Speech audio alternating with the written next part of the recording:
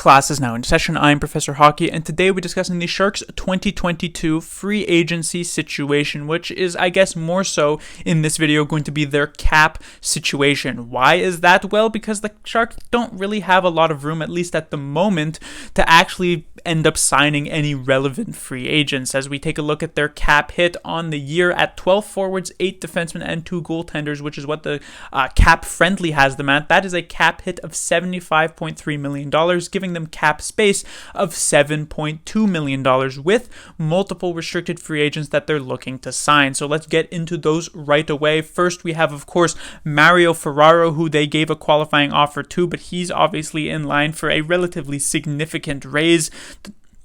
When it comes to Ferraro, at the very least, you could say that the Sharks kind of got a bit lucky because at the end of the 2021 season, Ferraro had a very, very strong year, emerged as a potential top-pairing defenseman for the San Jose Sharks, and going into the 21-22 season, so the season that just passed, it looked like Ferraro was going to take yet another step forward, and the Sharks might end up having to give him something like $5 million, even on a bridge deal by the end of the season. But instead of the progression that the Sharks were expecting from Ferraro, he kind of stagnated a bit. I wouldn't necessarily call it regression, but it was probably not exactly what the San Jose Sharks were looking for out of him this year, which means that the Sharks will likely be able to get away with signing him for slightly less than they may have thought at the beginning of this past season. Now, one thing is majorly obvious is that the Sharks cannot afford to sign him long-term. A long-term deal would likely see him making at least $5 to potentially even $6 million for multiple years, so they're going to have to go with a bridge deal, but because of these not so fantastic 21-22 season he just had, that bridge deal can come in at a much more affordable, likely around $3.5 million. And by the time that, let's say, 2-year bridge deal is up, the Sharks will have not only more cap space because just generally the cap should go up over these next couple of years, but also a player like Kevin Labanc's contract will be off the book, freeing up a good $5 million for the Sharks to work with. So I expect around $3.5 million for Ferraro. When it comes to the next player, there is, of course, Luke Cunnin, brought over in that trade just about a week ago from the Nashville Predators. I doubt he ends up signing an actual contract with the San Jose Sharks. If the Sharks want to go long-term with him, they could technically get him for less money, but I really hope that the Sharks don't end up signing Cunnin for like $2 million for 4 years, because I feel like that's just going to be a massive waste and it's going to end up like the Radim Shemek contract. So I suspect he ends up signing the qualifying offer as a sort of show me what you can do with the San Jose Sharks type of deal, which means he'll come in at 5% higher than the $2.3 million he was making last year, which ends up at around $2.4 million. When it comes to Capo Cac, then the goaltender on this list, he had a pretty decent last season in a combination of games between the San Jose Sharks and the Minnesota Wild, but I don't think he really outperformed either Reimer or Adin Hill, which means he's not going to get any more money, I suspect, than either of those two players. However, I don't think either he's going to get all that much less than those two players either, which means he'll likely come in at around $2 million. When it comes to a couple of these other restricted free agent forwards for the San Jose Sharks, we have Chmelevski, who had a pretty solid end, one of the more underrated forwards, like I said in my restricted free agents videos from last season, but still not really all that large of a sample size to give him any more than a very slight raise, so I suspect he comes in at around $900,000 for a 1-year deal, as again a prove-it type of deal. And then when it comes to Noah Gregor, likely also in line for a bit of a raise. It's going to be more of a raise than what Chmelevski is going to get, but not by all that much.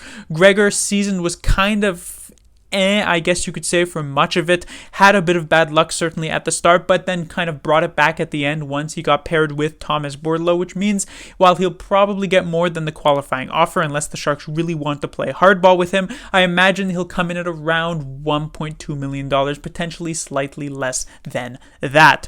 Now you may be wondering, well, when we add up all of these restricted free agents cap numbers, we get about $10 million, and you said that the Sharks only have $7.2 million in terms of cap space. Well, it's important to remember that that $7.2 million of cap space is when you consider 12 forwards, 8 defensemen, and 2 goaltenders. If the Sharks sign all 5 of these restricted free agents and put them on the main roster, that would then be counting 15 forwards, 9 defensemen, and 3 goaltenders, which you obviously cannot have counting all against the cap, because you can't have that many players on your main team roster. So So we have to eliminate a couple of forwards, a couple of defensemen, and even if those players are league minimum, that's about $3 million freed up, which means the numbers do end up working out, as you'll be able to see in this sort of potential lineup that I have for the San Jose Sharks, which actually comes in just barely under the $82.5 million cap. This is a lineup that I've kind of quickly put together. This doesn't necessarily mean that I suspect these lineups are going to be what's going to come day one for the San Jose Sharks and game one as the next season starts, because there obviously are multiple young players who could potentially make some sort of impact in the preseason and find themselves into the lineup. But this is just who the Sharks have signed, who we at least have a bit of experience with and could potentially be on the main roster for the Sharks to start the season. So first line, Eklund, Hurdle, and Barabanov, then LeBanc, Couture, and Meyer, Gregor with Bordelot and Cunnin, and then Bonino, Nieto, and Shemilevsky as the top 12 forwards, with Scott Reedy as the 13th.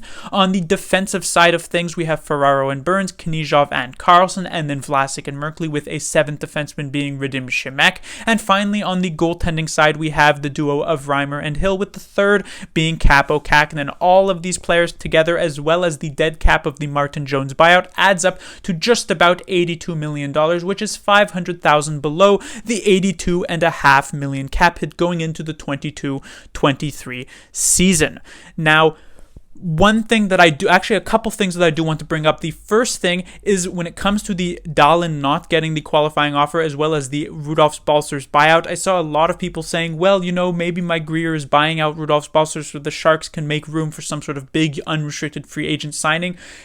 The Sharks would have to do a lot more to make room for that type of player, because the Rudolfs Balcers signing is essentially only there to make room for another move that Grier already made, which was bringing in Luke Cunnin. Because imagine a situation without Luke Cunnin, so without the $2.4 million that he's making, you just keep Rudolfs Balcers on the lineup. That's 1.5, so it's already coming in cheaper. And then if you also had Jonathan Dahlin, maybe an arbitrator awards him with about $1.5 million, but that's still going to be cheaper because that's 2 roster players. Cunnin is only a single roster player, so if we take 2, that would be, let's say, a league minimum $750,000. Combined with Cunnin's contract, that's $3.15 million, which is still more expensive than the 1.5 and 1.5 of Balcers and Dahlin combined. So generally, this Balcers move and this Dahlin move were only made to make room for the Cunnin contract, which I originally didn't think was actually a good idea for the San Jose Sharks. And so other moves would have to be made to actually make room for some sort of big fish free agent. Now, what exactly could those moves be? Well, the very obvious one that should probably happen anyway is the Sharks moving on from one of their goaltenders. I saw when the Sharks picked up Capo Kakinen at this past season's trade deadline that I felt as though with like 90% certainty the Sharks would then be trading James Reimer at that very same trade deadline, but that didn't end up happening. So the Sharks currently still have 3 actual capable NHL goaltenders on their main roster, which is not really a common thing at the NHL level, because you can only dress 2 goaltenders per game, and you don't usually swap them around. And so it feels as though the Sharks should absolutely, even if it's not to make room for a free agent, trade at least one of these players away. At this point, it seems like the most likely one to do so would be James Reimer, because at the very least, he was their best goaltender this past season, but he's older, and you can just sort of trade him to a team that is looking for some goaltending help. For instance, the Toronto Maple Leafs, they just traded away Mrazek, and it's likely that they won't end up with Jack Campbell, which means their only goaltender is going to be Matt Murray, who is also rather injury prone, so you probably don't want to head into the season with just Matt Murray, which means they could definitely look for a player who the organization may even be somewhat familiar with James Reimer. And there are multiple other possible teams out there who could be looking for some sort of veteran goaltending help, especially veteran goaltending help that is actually pretty good, like James Reimer is. So definitely they should be moving on from one of their goaltenders. But another one of the rumors that there is circulating at this point is that the Sharks are actually getting a lot of calls about Brent Burns. He has $8 million on his contract for the last 3 years, but he still is a relatively productive defenseman compared to someone like Vlasic, who there are going to be absolutely 0 calls about league-wide.